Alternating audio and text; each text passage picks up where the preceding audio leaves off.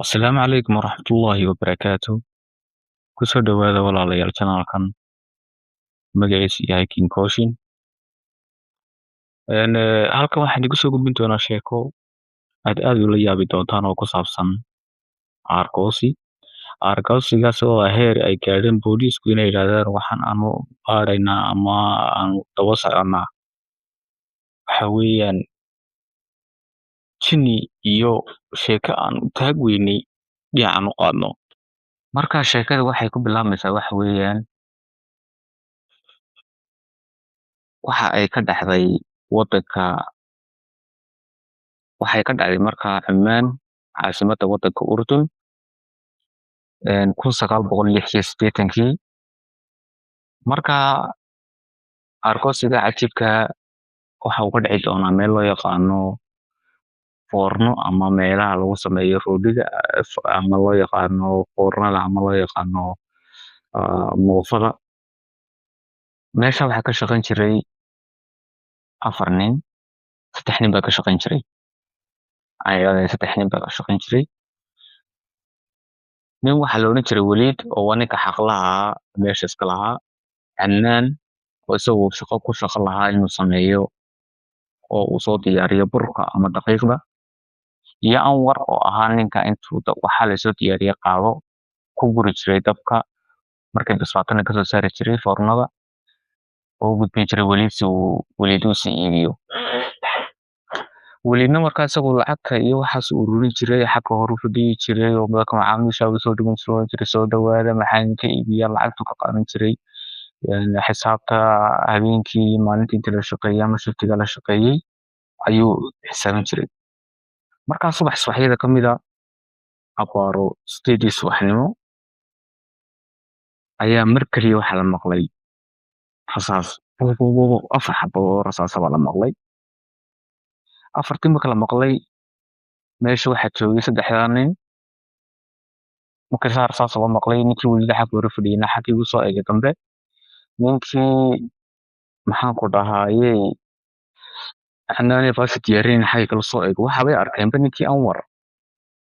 oo dhulka u dhacay oo rasaasta ku dhacday. Ninkii Anwar bir rasaasta ku dhacday. dhinac kasta oo eega waa la argagaxay waa la yaabay hayaay waa la isku yaacay maxaa dhacay way arki waayeen cid ninkan rasaasta ku dhafatay meel laga soo reeyay maxaan ku dhahayay cid sii cararaysa cid soo cararaysa mid way arki waayeen. Kabacdi waxay sameeyeen nin markaas iibsanayay customer ahaa markaa iibsanayay roodhida ama furinka ayaa meesha isaguna joogay.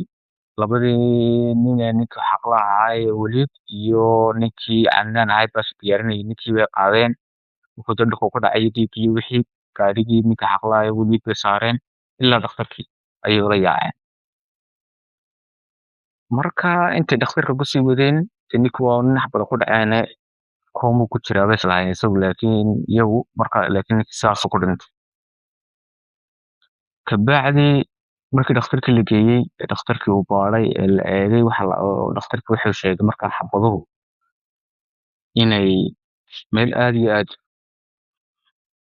ugu dhow ninka marka xabada ku dhacaysay meel aad u dhow laga riday xabada oo ay ku dhacday. Kabacdi booliskii baa meeshii yimid meeshii foornadii baa la xidhay oo dib baashira lagu wareejiyay huruuday ahayd madowga oo meel dambi ka dhacay. meesha cidna ma soo geli karto cidna kama bixi karto oo meel dil ka dhacay baaritaankii bilaabay. Ninkii dhakhtarka ahaana warkii baa laga sugayay oo wuxuu yiri ninka waxa ku dhacay 2 rasaasood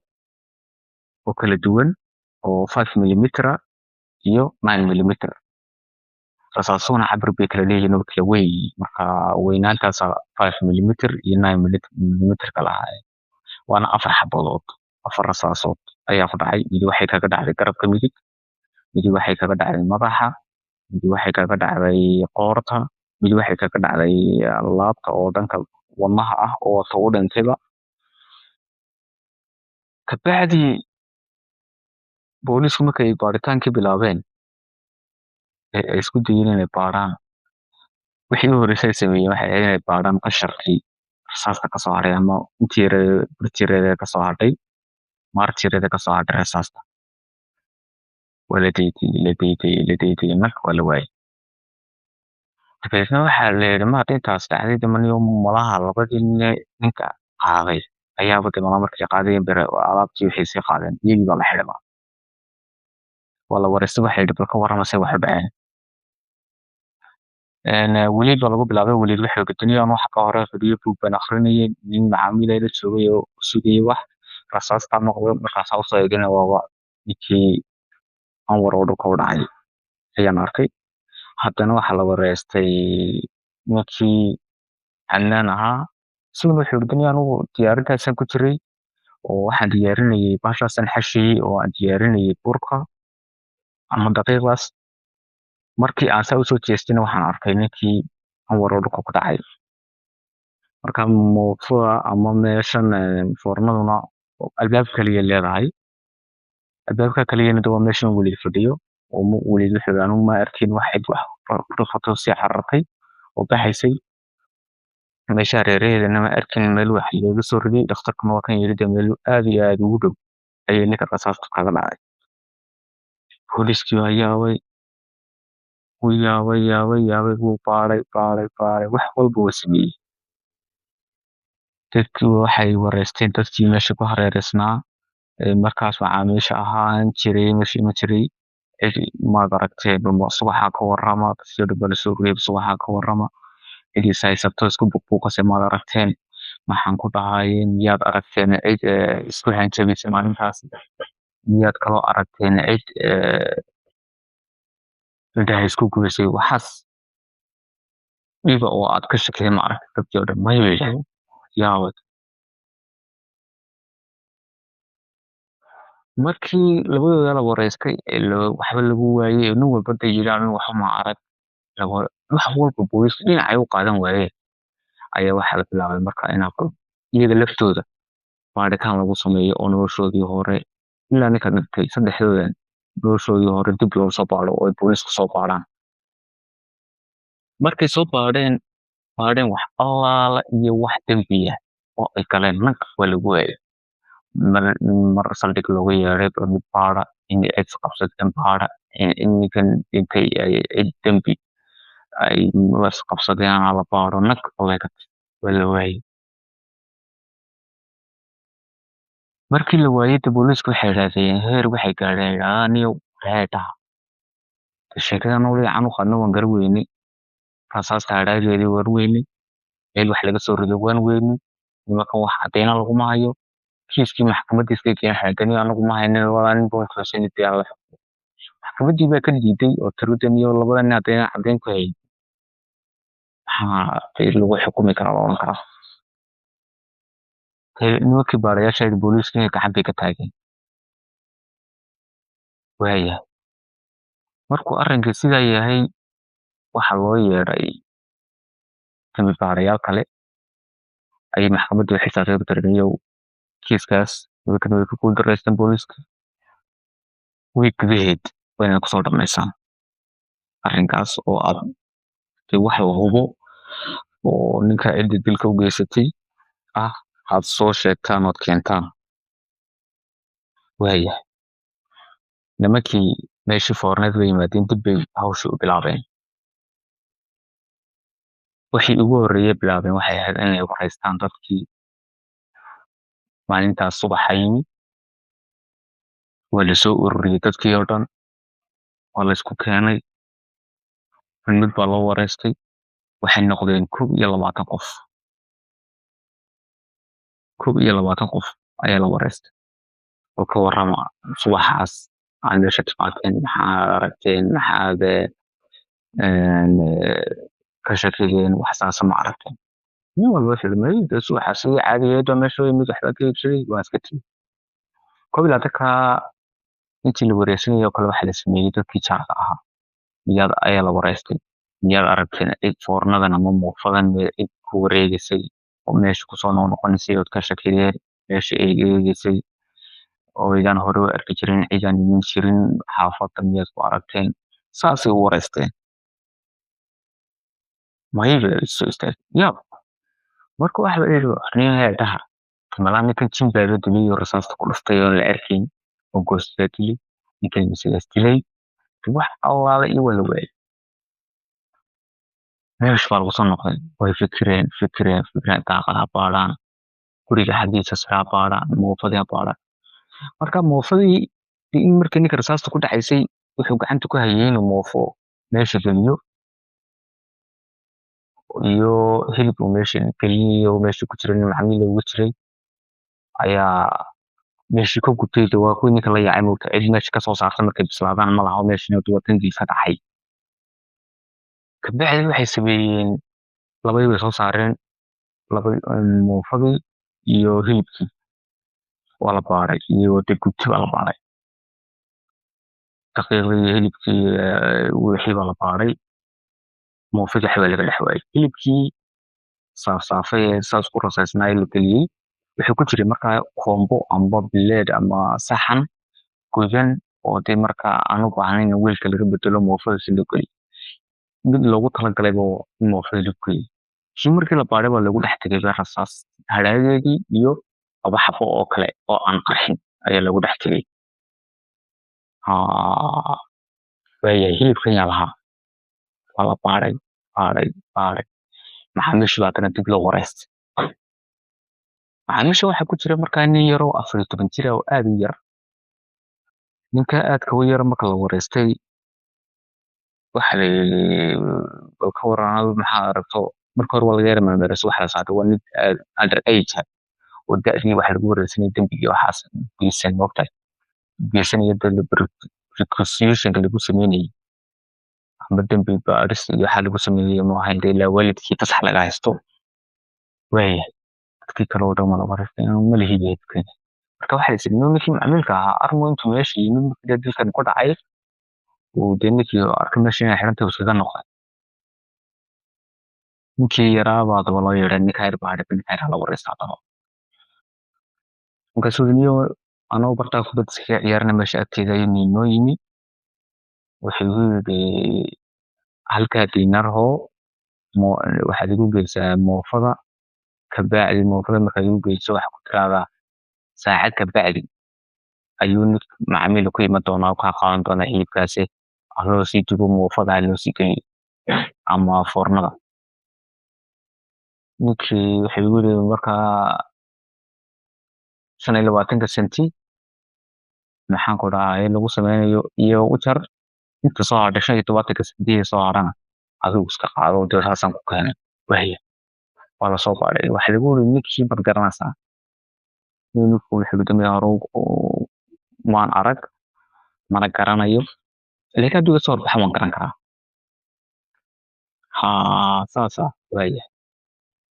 gaarigu watay maad garanaysaa nambarkiisa waxbuu ka yarayay dameer ku ciyaaraya uu yeedhay nambarkiisa kuma sheegin maan eramuu lahaa dhalinyaro buu ahaa madiniin buu ahaa wuxuu ero buu lahaa laakiin erada iyo timaha saa uma sii fiirsan ero yar buu ahaa laakiin nin aad u weyn muu ahayn dhexdhexaad u ahaa muu dheeraa daniyo gaadhigu saarnaa wuu yidhi ma garanayo inuu dheeraa ayuu fadhiyey markaa ma garan karo inuu dheeraayeen kale kabacdi waxa la sameeyey waa la soo baaray gaadhiga kalarkiisa sheeg gaadhi cad buu ahaa dee waayahay magaalada intaasoo gaadhiga cad baa ku dhow joogay wadadada ku leeyahay waxaa la samayn karaa si lagu qoran karaa waa la baaray waxa la sameeyey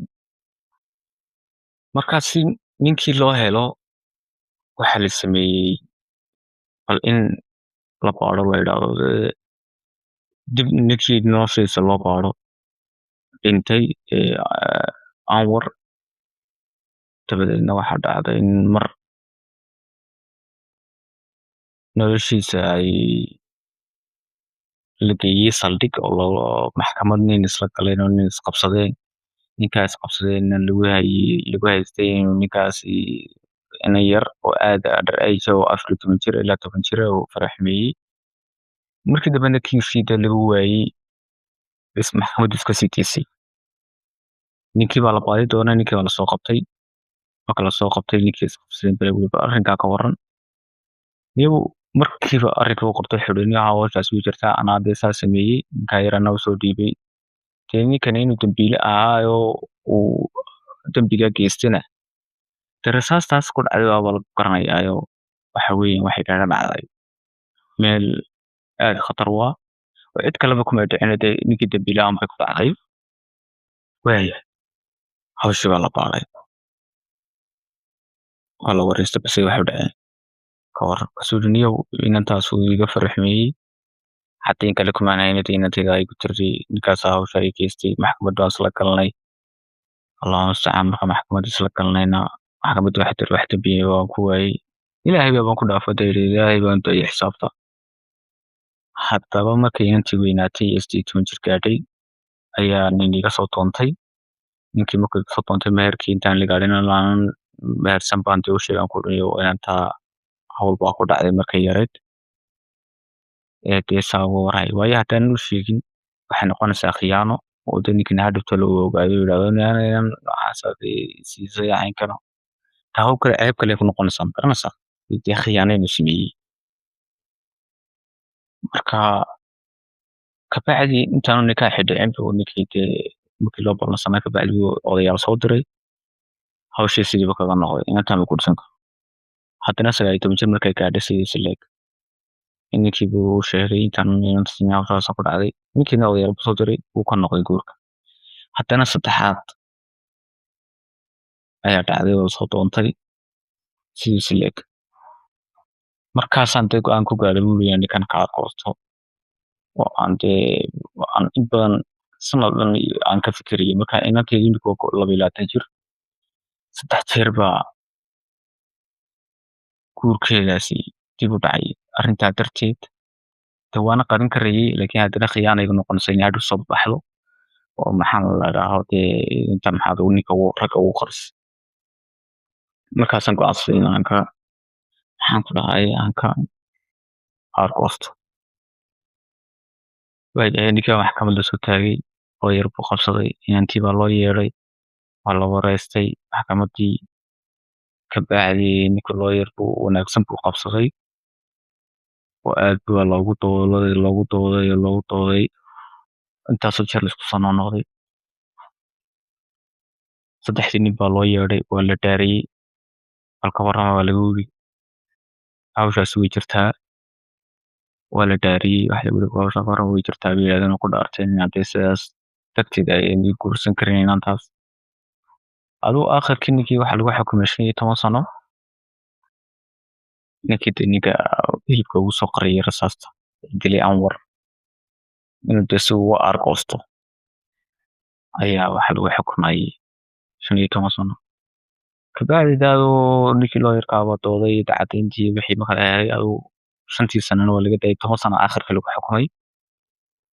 kolley dee aduu markaa inantiina ma gaaray dib sheekadaas markaa urdun bay ka dhacdo dee dib kamaan lagama soo sheegin inantii dib loo guursaday laakiin waxaan filaynaa in dee markay arrintaasi ay caan noqotay la ogaaday inaa maxaa ku dhahay inantaa la guursaday marka sheekadaasaan rabay inaan idinla wadaago oo idinsoo gudbiyo marka oo kaa aad baan idin salaamayaa khayr badan baan idin rajeynayaa channelkana subscribe inoo saara wixii sheekooyin aad haysaanna waad nala soo wadaagi kartaan commentiga waad nagu soo sheegi kartaan si aan idinla soo xiriirno aad baad mahadsantihiin asalaamu calaykum waraxmatullaahi wabarakaatu